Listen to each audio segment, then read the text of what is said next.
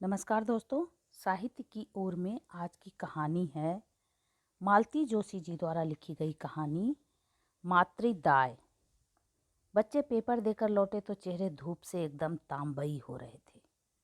जून महीने की धूप भी तो कम जानलेवा नहीं होती। सुबह 6 बजे से ही दिन चढ़ आता है और 11 बजे तक लू के थपेड़े चलने लगते हैं। दरवाजा खोलते ही देख लिया कि दीपू का चेहरा एकदम लटका हुआ है।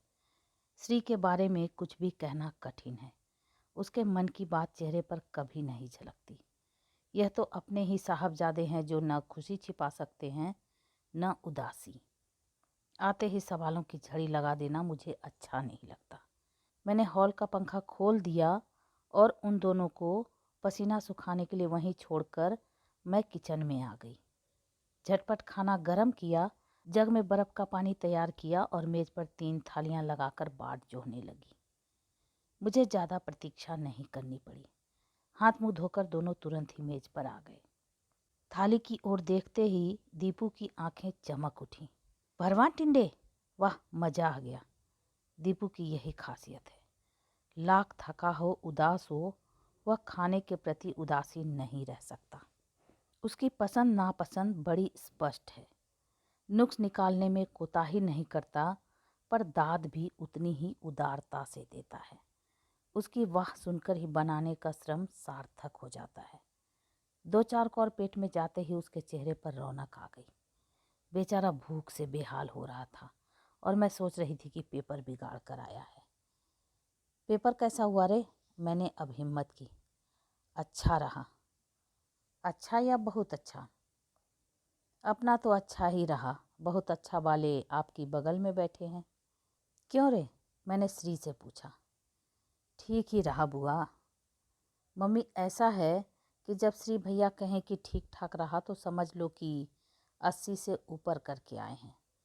वो हमारी तरह अल्पसंतोषी जीव थोड़े ही हैं। श्री मुस्कुरा भर दिया।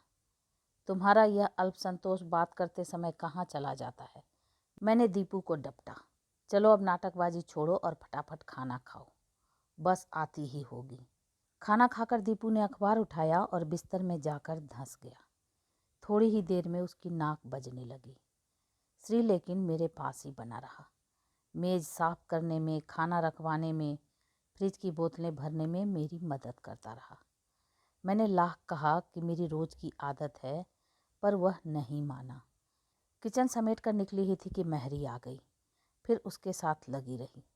उसे खाना निकाल कर दिया, साबुन और विम पकड़ाया, रस्सी से सूखे कपड़े उठाकर तहाए। सारे कामों से फुर्सत पाकर बाहर आई तब 1 बज रहा था। दोपहर में हॉल के पंखे के नीचे लेटना ही मुझे अच्छा लगता है। घर में वही एक कमरा जरा ठंडा है। टेबल जरा परे सरका कर मैंने सोफे से एक तकिया उठाया ही था कि देखा श्री कोने वाली कुर्सी पर बैठा पढ़ रहा है।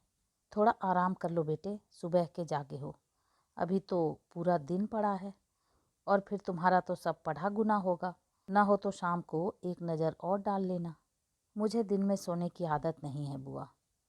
और यहाँ आदत किसे है? और मैं तो चाहूँ तब भी सो नहीं पाती। दिन भर दरवाजे की फ़ोन की घंटियाँ बजती रहती हैं। उनके लिए मुझे ही उठना है। हमारे कुंभकर्ण को तो जानते हो, रात को इसकी घड़ी का अलार्म भी मुझे ही उठकर बंद करना पड़ता है। पता नहीं कैसे कुंभकर्ण जी के कानों में मेरी बात पड़ गई। कच्ची नींद में अलसाए बाहर आए और मेरी गोद में पसर गए, जैसे बड़ी देर से यही प्रतीक्षा हो कि कब मम्मी का काम खत्म हो और कब वह बाहर आए। क्यों रे? मैंने उसकी नाक पकड़कर कहा। तेरी नींद अभी पूरी नहीं हुई? भैया को देख। मम्मी प्लीज़ उनसे हमारी तुलना मत करो, वे तो स्कॉलर हैं। इन्होंने कैसी घोर तपस्या की है पता है? पिछले 4 महीनों से इन्होंने एक भी पिक्चर नहीं देखी। Can you believe? और तुमने महासती सगुना भी नहीं छोड़ी। अपनी उस दिन वाली फजीहत याद करके दीपू हंस दिया। धोखा हो गया था मम्मी। आदित्य ने अप्रैल फूल बना दिया था। बोला जेम्स बॉन्ड की पिक्चर है, सिर्फ मेटनी में लगी है। बस टिकट लेकर घुस गए। शुरू हो गई थी, हमने सोचा ट्रेलर होगा, इसलिए मजबूरी में बैठे रहे। वह तो इंटरवल में जाकर पता लगा। आदित्य की फिर वो खिंचाई की है हम लोगों ने, पूरे 2 पिक्चर वसूल किए। 4 बार सुना हुआ किस्सा था, पर दीपू के सुनाने का ढंग ही ऐसा है कि 5वीं बार भी हंसी आ ही गई। मैंने हंसते हुए नज़र ऊपर उठाई तो देखा श्री गंभीर मुद्रा में दीपू को अपलक देख रहा है। मैं और शायद दीपू भी उस दृष्टि से विचलित हो उठा और विषय बदल कर बोला, श्री भैया डॉक्टर हो जाओ तो मुझे कंपाउंडर रख लेना। मेरी बेरोजगारी की समस्या हल हो जाएगी और मम्मी को भी तब उतनी चिंता नहीं रहेगी। डॉक्टर बन जाऊं तब ना, उसने गंभीर स्वर में कहा। डॉक्टर तो तुम बने बनाए हो, बोर्ड का रिजल्ट 0% लग जाए तो बात दूसरी है। अरे यह पीएमटी परीक्षा तो हम जैसे कंकड़ पत्थर बीनने वालों के लिए है, तुम इससे खौफ क्यों खा रहे हो? दीपू ने इतनी अच्छी बात कही पर श्री मुस्कुराया भी नहीं। धीरे से नीचे उतर आया और मेरे पास सरक कर बोला, बुआ थोड़ी देर आपकी गोद में लेट जाऊं, तकलीफ तो ना होगी? अरे वाह, यह कोई पूछने की बात है? और तकलीफ क्यों होगी भला? बल्कि मुझे तो अच्छा लगता है। वह मेरी गोद में लेट गया, दीपू की तरह लत से नहीं, बहुत हौले से उसने अपना सिर टिकाया था। मैं दोनों के सिर पर हाथ फेरने लगी। कहा, याद है बचपन में तुम दोनों गोद में सोने के लिए कितना झगड़ते थे, रात में भी चैन नहीं लेने देते थे। दोनों की जिद होती कि मैं उसकी तरफ मुंह करके सोऊं, जिसकी तरफ पीठ हो जाती थी वही मचल जाता था। कहते कहते मैं अचानक रुक गई। क्या श्री के सामने यह सब कहना ठीक था? पुरानी यादों को कुरेदना उचित था? वह तो शायद कब से सारा प्रसंग भूल चुका होगा। अपने को बेतरह कोसते हुए मैं उसके बालों में गालों पर हाथ फेरती रही। मैंने पाया कि उसकी आंखें की कोर गीली हो आई हैं। उसके वे यत्न से रोके हुए आंसू मुझे भीतर तक हिला गए। तो क्या उसे सब कुछ याद आ रहा है? पर वह कैसे संभव है? माँ की मृत्यु के समय केवल 4 महीने का तो था। 8-9 महीने का था जब मैं उसे यहाँ ले आई थी। सुनंदा, उसकी नई माँ, उसे वापस ले गई थी, तब भी वह केवल 3-3.5 वर्ष का था। उतना सा बच्चा क्या कुछ याद रख पाता है?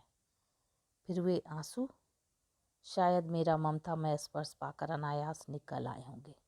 उनके पीछे कोई भूमिका, कोई इतिहास नहीं है। 10-15 मिनट के बाद वह खुद ही उठ बैठा। क्यों रे, सो लिया? बुआ मैं सो नहीं रहा था, बस जरा देर को लेट गया था। इस तरह का बचपना की ये अरसा बीत गया ना, बड़ा अच्छा लग रहा था। मैं कुछ कहने को ही थी कि उसने जैसे मेरे मन की बात पकड़ ली।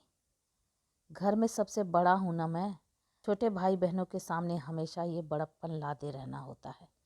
और फिर माँ के पास इतना समय कहाँ होता है कि फुर्सत में बच्चों के पास बैठ लें। सुबह शाम रसोई में जुटी रहती हैं, दोपहर में स्कूल जाना होता है, कई बार तो देर रात तक जाग कर कॉपियाँ जांचती रहती हैं।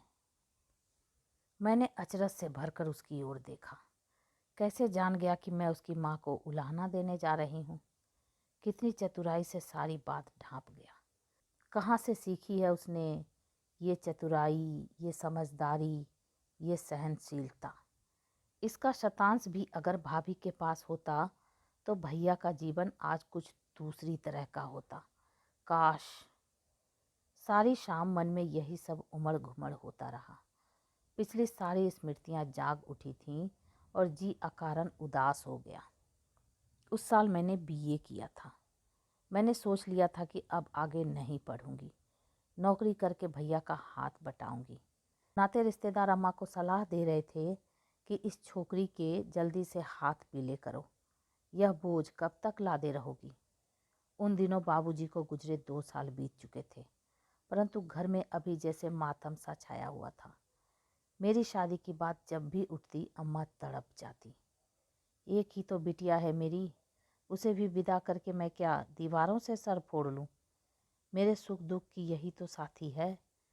नहीं, पहले मैं अपने शैल का ब्याह करूंगी, घर में बहू लाऊंगी, एक बार मेरे घर में रौनक हो जाए, फिर बिटिया को चाहे दूसरे ही दिन ब्याह देना। बहुत जिद की अम्मा ने, तब जाकर भैया शादी के लिए राजी हुए। बहुत शौक से ब्याह किया था अम्मा ने। उस समय वे अपना सब दुख भूल गई थीं। उन्होंने एक बार भी आंसू नहीं टपकाया। हम सबको भी सख्त हिदायत की कि खबरदार, रो गा कर कोई असगुन नहीं करेगा। बाप की याद आए तो चुपचाप अकेले में रो लेना, किसी के सामने तमाशा करने की ज़रूरत नहीं है। अम्मा की हिम्मत देखकर हम सब ने अपने आंसू सोख लिए थे, पर वे सब बाद में काम आए। भाभी ने घर में आते ही विद्रोह का झंडा गाड़ दिया। हम लोगों का परिवार बड़ा था, 2 पढ़ने वाले भाई, एक ब्याहने लायक मैं और बूढ़ी और बीमार अम्मा। भैया अकेले कमाने वाले थे। यूँ तो अम्मा की थोड़ी सी पेंशन थी, घर का मकान था, फिर भी भैया भाभी को वह सब नहीं दे सके जिसकी एक नवेली बहू को अपेक्षा होती है। भाभी की यही हताशा उनके मन में कड़वाहट घोल गई। अम्मा से उनकी एक दिन भी नहीं पटी। भाइयों से भी पहले ही दिन ठिन गई। मुझसे लड़ाई तो नहीं हुई, पर कभी खास प्रेम भी नहीं रहा। कुल मिलाकर घर का वातावरण और मनहूस बन गया। पहले हम लोगों का एक साझा दुख था, बाबूजी का दुख। अब तो घर स्पष्टतः 2 खेमों में बट गया था। सबकी अपनी अपनी व्यथा कथा थी। भैया बेचारे त्रिशंकु से बन गए। बनती कोशिश, हम उन तक कोई बात नहीं जाने देते थे। फिर किसी किसी दिन भाभी की जली कटी बातें गले तक आ जाती और अम्मा उफन पड़ती। भैया तब फट पड़ते, तुम्हें ही शौक चढ़ा था बहू का, अब भुगतो।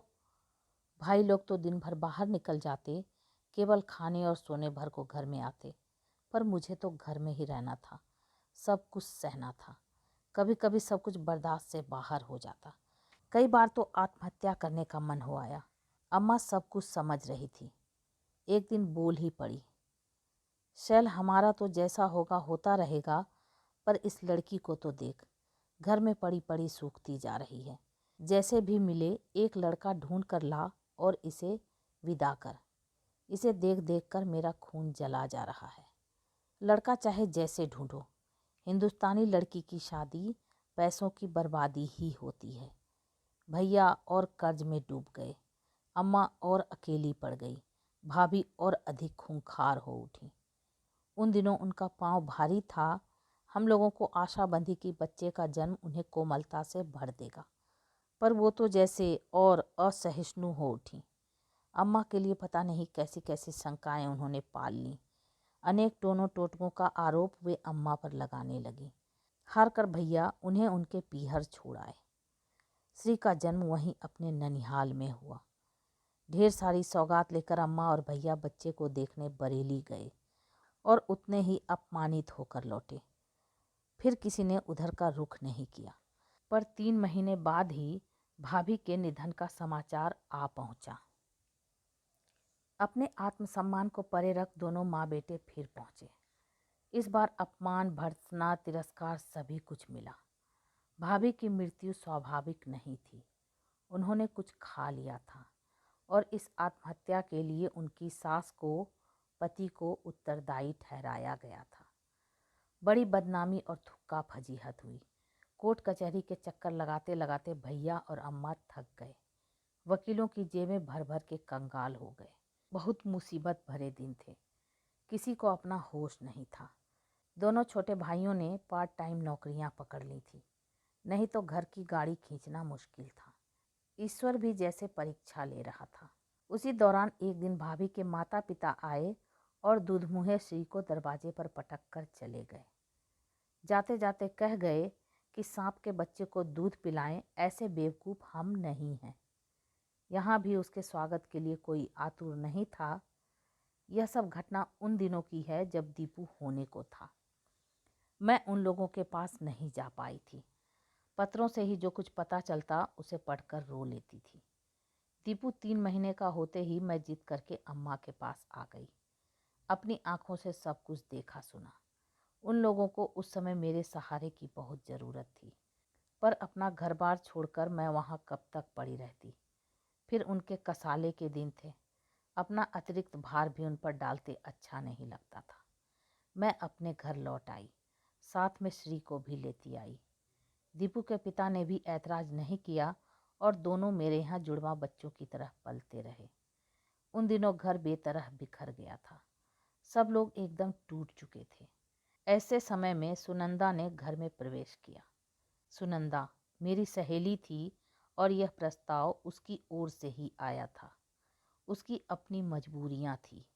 वे 4 बहनें थीं और 27 साल की उम्र में भी वह बड़ी 2 बहनों के ब्याहने की प्रतीक्षा में थी। वह शायद हताश हो चुकी थी, इसलिए उसने एक दूधमुहे बच्चे का, उसके थके हारे पिता का, आशंकित परिवार का, बिखरे घर का भार खुशी खुशी उठा लिया। भैया को बड़ी मुश्किल से शादी के लिए राजी किया जा सका। अम्मा भी सुनंदा के रूप रंग को लेकर, वंश गोत्र को लेकर अप्रसन्न थी, पर मैंने ही उसे समझाया। जैसी बदनामी हुई थी उसे देखते अच्छा रिश्ता आना मुश्किल ही था। फिर सुनंदा ऐसी कुरूप नहीं थी। बढ़ती उम्र की चिंता ने चेहरे पर लकीरें डाल दी थी। बस सुनंदा ने आते ही सब संभाल लिया। भैया के टूटे मन को जोड़ना आसान नहीं था, पर उसने वह करिश्मा कर दिखाया। बीमार सास को भी उसने आश्वस्त किया। दोनों देवरों के किशोर मानस को स्नेह से आप्लावित किया और फिर श्री को लेने आ पहुंची। वह मेरे पास अच्छा पल रहा था। अब तो बड़ा भी हो गया था। परेशानी के दिन भी बीत गए थे, पर वह नहीं मानी। बोली कल को उसके मन में यह विकार भी आ सकता है कि मेरे माता पिता ने मेरा परित्याग कर दिया। श्री को भेजते हुए लगा जैसे मेरे कलेजे का टुकड़ा कोई निकाल कर ले जा रहा है। मुझे विश्वास था कि वह मेरे बिना रह नहीं पाएगा। मैं हर महीने दौड़ दौड़ कर अम्मा के यहाँ जाती रही। श्री कुछ दिन तो सचमुच अनमना बना रहा। 1-2 बार उसे बुखार भी आया, पर उसकी बाल सुलभ वृत्ति ने धीरे धीरे नई परिस्थितियों से समझौता कर लिया। मेरी स्मृति भी क्रमशः धूमिल पड़ती गई और वह अपनी नई माँ के लाड़ दुलार में खो गया। यह देखकर मुझे खुश होना चाहिए था, पर उल्टे मैं उदास हो जाती थी। तब अम्मा ने समझाया, पगली बच्चे तो अपनी माँ को भी भूल जाते हैं, तू तो उसकी बुआ है। पति ने कहा, तुम्हें तो खुश होना चाहिए कि एक बड़ी सी जिम्मेदारी थी जो अच्छे से पूरी हो गई।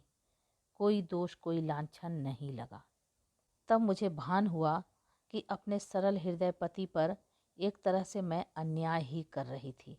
एक बच्चे का अनचाहा बोझ मैंने जबरदस्ती उनके सिर पर डाल दिया था। पर बच्चे क्या सदा बच्चे ही बने रहते हैं? बढ़ती उम्र के 100 खर्चे होते हैं। उन्हें झेलने की सामर्थ्य उस समय हमारे पास कहाँ थी। धीरे धीरे मैंने मन को समझा लिया, पर यह सच है कि मुझे सामान्य होने में कई महीने लग गए। दीपू के साथ ही पला है श्री, पर दोनों के स्वभाव में, व्यवहार में कितना अंतर है। मुश्किल से 4-5 महीने बड़ा होगा श्री, पर कितना गंभीर, कितना समझदार है। सुनंदा ने सचमुच बड़ी मेहनत की है उसे बनाने में। उसने भी पूरा पूरा प्रतिदान दिया है। शिशु कक्षाओं से लेकर अब तक क्लास में हमेशा फर्स्ट आता रहा है। हायर सेकेंडरी में तो मेरिट लिस्ट में भी था। कभी कभी सोचती हूँ मेरे पास रहता तो क्या इतना लायक निकलता, या दीपू की तरह मनमौजी मस्त मौला बना रहता। एक ही लड़का है, इसलिए हम दोनों ने अपनी सारी आशा आकांक्षाएं उस पर केंद्रित कर रखी हैं, और वह है कि किसी बात को गंभीरता से लेता ही नहीं। रात को सोते समय सारे दरवाजे बंद करते हुए देखा कि छत का दरवाज़ा खुला हुआ है। बच्चों की परीक्षाओं के कारण इस साल छत पर सोना एक तरह से स्थगित ही रहा है। रात बेरात दीपू को जगाना, उसके लिए चाय बनाना, यह सब मेरे ही जिम्मे है। इन कामों के लिए बार बार चढ़ना उतरना मुझसे नहीं होता। छत पर जाकर देखा, श्री शून्य में आंखें गड़ाए मुंडेर पर चुपचाप बैठा है। मेरी आहट पाते ही चौंक उठा, पर शीघ्र ही संभलते हुए बोला, नींद नहीं आ रही थी, सोचा दीपू को क्यों डिस्टर्ब करूं, इसलिए यहाँ चला आया। दीपू को क्या डिस्टर्ब होना है, वह तो घोड़े बेचकर सोता है। उसके लिए तो मुझे रात भर जागना पड़ता है, तब जाकर उसकी पढ़ाई हो पाती है। तकदीर वाला है, मेरी परीक्षा के दिनों में नींद ही गायब हो जाती है। रिजल्ट तक एक दिन भी चैन से नहीं सो पाता। अजीब सा टेंशन रहता है। मैं आश्चर्य से उसे देखने लगी।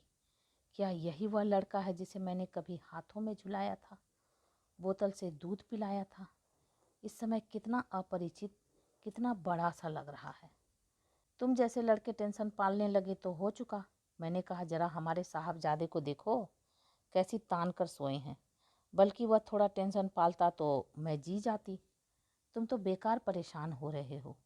तुम्हारा सिलेक्शन तो 100% तय है। मान लो किसी कारण से रह भी गए तो अगले वर्ष फिर दे सकते हो। ऐसी कौन सी उम्र निकली जा रही है। नहीं बुआ, पास होना है तो इसी वर्ष, और वह भी मेरिट में, उसने दृढ़ता से कहा। उसका आत्मविश्वास देखकर मैं दंग रह गई। प्रशंसा में कुछ कहने को थी कि वह बोल पड़ा। अगर जरा भी कोर कसर रह गई तो सब माँ को कोसेंगे। धत, क्या बात करते हो? कोई माँ को क्यों कोसेगा भला? सब जानते हैं कि उसने तुम पर कितनी मेहनत की है। उसे दोष देने का तो सवाल ही नहीं उठता। मैं अपनी माँ की बात कर रहा था। मैं हैरत से उसे देखती रह गई। अपनी माँ? यह लड़का क्या कह रहा है? आप इतने आश्चर्य से क्यों देख रही हैं? क्या आप नहीं जानती कि मेरी एक और माँ थी? माँ जिसने मुझे जन्म दिया था। मुझे संभलने में कुछ समय लगा। इसी बीच उसने पूछ लिया, तुम्हें याद तो है ना बुआ? श्री के साथ यही परेशानी है। कभी वह बहुत फॉर्मल हो जाता है और आप कहने लगता है। कभी दीपू की तरह लड़ियाकर तुम पर उतर आता है। वह अब भी मुझे ताक रहा था। दरअसल वो क्या है श्री, इतने दिन हो गए हैं कि बुआ, बहुत दिन हो जाने से ही क्या कोई किसी को भूल जाता है? दादी आज भी दादाजी को याद करती हैं। उनकी आदतों की, शौकीन मिजाजी की, पसंद नापसंद की घंटों चर्चा करती हैं। तीज त्योहार पर आज भी उनकी आंखें गीली हो जाती हैं। बड़ी धूमधाम से उनका श्राद्ध होता है। पर मेरी माँ को तो सबने मिलकर जैसे विस्मृति के गर्त में धकेल दिया है। वह एक वर्जित विषय है जिस पर कभी कोई चर्चा नहीं होती। कोई उनका नाम नहीं लेता। घर में उनकी एक फोटो तक नहीं है कि मैं जान सकूं कि मेरी माँ कैसी थी। किसी बच्चे को उसकी माँ से इस तरह काट देना अन्याय नहीं है क्या? कोई अन्याय नहीं है बेटा। इन सब बातों के पीछे एक साफ सुथरा उद्देश्य है, और वह यह कि तुम्हें यह कभी एहसास न हो कि तुम्हारी माँ नहीं है, वह मर चुकी है। यह एहसास बच्चों में कभी कभी हीन बोध पैदा कर देता है। साफ सुथरा उद्देश्य जो भी रहा हो, पर वह कभी पूरा नहीं हुआ। बुआ, मुझे तो बचपन में हर बार याद दिलाया गया है कि मैं एक नालायक माँ का बेटा हूँ। क्या कह रहा है? सच ही कह रहा हूँ। बचपन में जब भी किसी चीज़ के लिए जिद करता, किसी से लड़कर आता या घर में कोई नुकसान कर बैठता तो दादी झट से कह बैठती, जैसा पेड़ होगा वैसा ही फल तो मिलेगा। अब बबूल में आम तो फलने से रहे। अब तुम ही सोच लो, ये बातें मुझ में कौन सा बोझ जगाती होंगी। सच, अम्मा पर इतना रोष हो आया। दिवंगत कर्कशा बहू का बदला कोई इस तरह बच्चे से लेता है? तभी तो बेचारा इतनी सी उम्र में इतना गंभीर हो गया है। हम लोगों ने हमेशा अम्मा के दुख को बड़ा करके देखा है। उस दुख ने उनके स्वभाव को कितना विकृत कर दिया है, इसकी ओर कभी ध्यान ही नहीं गया। सुनंदा ने कई बार मुझसे शिकायत की है। कहा है कि दिन भर खटकर मैं जितना कुछ करती हूँ, अम्मा जी पल भर में मिट्टी कर देती हैं। तब उसकी बात का अर्थ समझ नहीं पाई थी। अब वह मेरी समझ में आ रहा था, पर श्री को क्या कहकर सांत्वना दूं, यह अब भी समझ से परे था। बुआ, दादी की बात पर कभी कभी मैं इतना सुलग उठता था, मन होता था घर छोड़कर भाग जाऊं। जिस घर में जन्मदायिनी माँ निरंतर तिरस्कृत होती है, वहाँ रहना भी पाप है। पर भागकर जाता भी तो कहाँ? इतनी बड़ी दुनिया में इतने से बच्चे का वजूद ही क्या है। ननिहाल जा सकता तो शायद थोड़ी राहत मिलती। माँ को मैं नए सिरे से जान सकता। पर उन लोगों से भी आप सब ने संबंध तोड़ लिए हैं। संबंध हमने नहीं तोड़े श्री, पहल उन्होंने ही की थी। हमारा कसूर सिर्फ इतना ही है कि हमने दोबारा जोड़ने की कोशिश नहीं की। तिरस्कार और अपमान का एक लंबा किस्सा है वह। जानकर तुम्हें दुख ही होगा। बस इतना ही कहूँगी कि दादी की बातों का बुरा नहीं माना करते। बुढ़ापे में दिमाग ऐसे ही गड़बड़ हो जाया करता है। दादी की बात जाने दो, वे बूढ़ी हो गई हैं। पर पापा तो बूढ़े नहीं हैं। वे भी माँ के नाम से बसते क्यों हैं? कभी भूले से भी चर्चा नहीं करते। माना कि माँ आदर्श बहू या भाभी नहीं थी, पर आदर्श पत्नी भी नहीं थी। पर 2 साल तक वे पापा की जीवन संगिनी रही। उन दिनों की एकाध मधुर स्मृति तो होंगी। क्या उसे भी वे मेरे साथ शेयर नहीं कर सकते? श्री के स्वर की तरल कातरता मुझे भी आलोड़ित कर गई। पुराना कितना कुछ एकदम याद आ गया। मैंने कहा, श्री बेटे, उन दिनों जो कुछ हुआ वह इतना भयानक और दर्दनाक था कि अगली पिछली सारी स्मृतियों को धुंधला कर गया। यह तो हम लोगों का सौभाग्य था कि मृत्यु के समय भाभी पीहर में थी, नहीं तो भैया का जेल जाना सुनिश्चित था। उन लोगों ने कोई कसर नहीं छोड़ी थी। इतने बड़े हादसे के बाद भैया के मन में सिर्फ कड़वाहट बच रही थी। उसे तुम पर नहीं उड़ेलते, यही क्या कम है? वो तो जीवट वाले इंसान हैं, इसलिए अडिग खड़े रहे। शायद अम्मा का तुम्हारा ख्याल उन्हें साबुत बचाए रहा। दूसरा कोई होता तो भरभरा कर ढह ही जाता।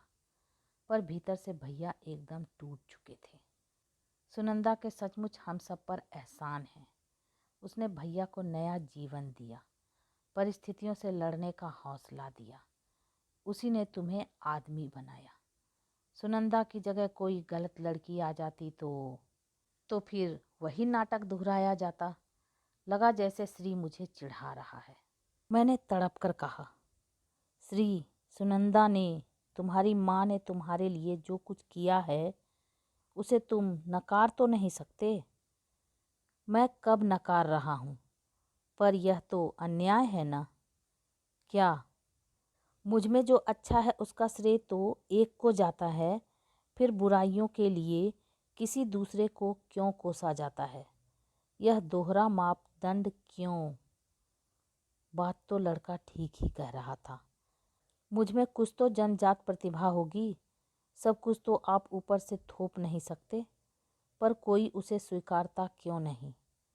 माँ की कोख से मैं क्या केवल अवगुण लेकर ही जन्मा हूँ? मेरी उपलब्धियों में उसका हिस्सा क्यों नहीं है? वह केवल मेरे दोषों के लिए ही उत्तरदायी क्यों है? बुआ, इसलिए मैंने निश्चय कर लिया है कि अगर मेरी सफलताओं का श्रेय मेरी जननी को नहीं जाता है तो उसे अपनी असफलताओं का कारण भी नहीं बनने दूंगा। अपनी माँ के लिए मैं कम से कम इतना तो कर ही सकता हूँ ना? उसके स्वर में एक अजीब सी दृढ़ता और आत्मविश्वास था। मैंने मन ही मन भाभी को पुकार कर कहा, भाभी, तुम सुन रही हो ना? तुमने तो बेटे के प्रति कोई कर्तव्य नहीं निभाया। उसे अनाथ करके चली गई, पर वह तुम्हारा ऋण बराबर चुका रहा है, बेटे का फर्ज अदा कर रहा है। तो ये आप सुन रहे थे मालती जोशी जी द्वारा लिखी गई कहानी मातृदाय, रेणु की आवाज़ में। ऐसी ही अद्भुत कहानियों को सुनने के लिए मेरे चैनल को सब्सक्राइब करें, लाइक करें और शेयर करें। और हाँ, कमेंट करके ज़रूर बताएं कि आपको ये कहानी कैसी लगी। Thank you.